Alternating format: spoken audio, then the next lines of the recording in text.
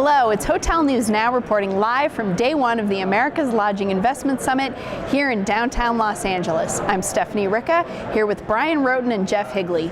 So guys, a lot of talk so far, even though it's only day one of the conference, about tax code reform. And we knew this was happening, but there's been a lot of conversation about it. And I'll tell you, hoteliers in general may not know every single detail yet, but I'd say that the sentiment overwhelmingly is net positive.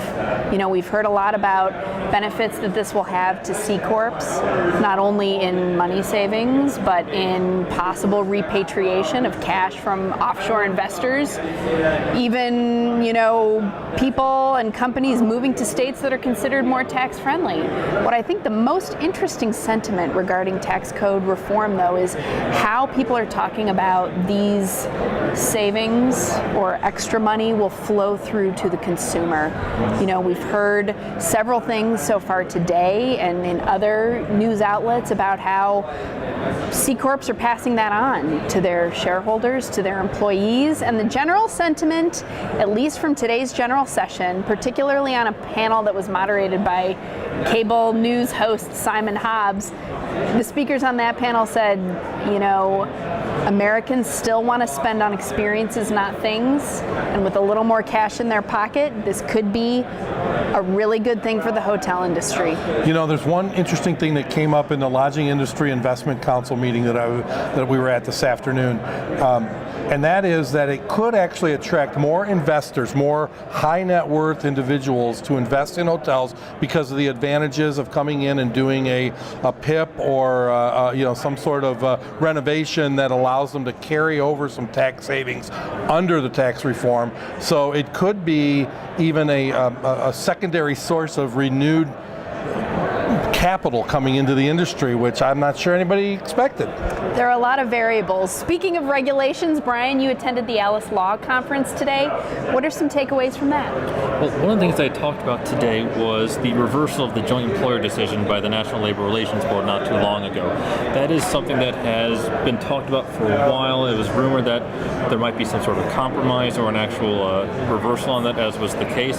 So what they're looking for now is whether that trend will continue. Whether further regulations will either reverse completely to how they were before, or if there'll be some sort of meeting in the middle of the two.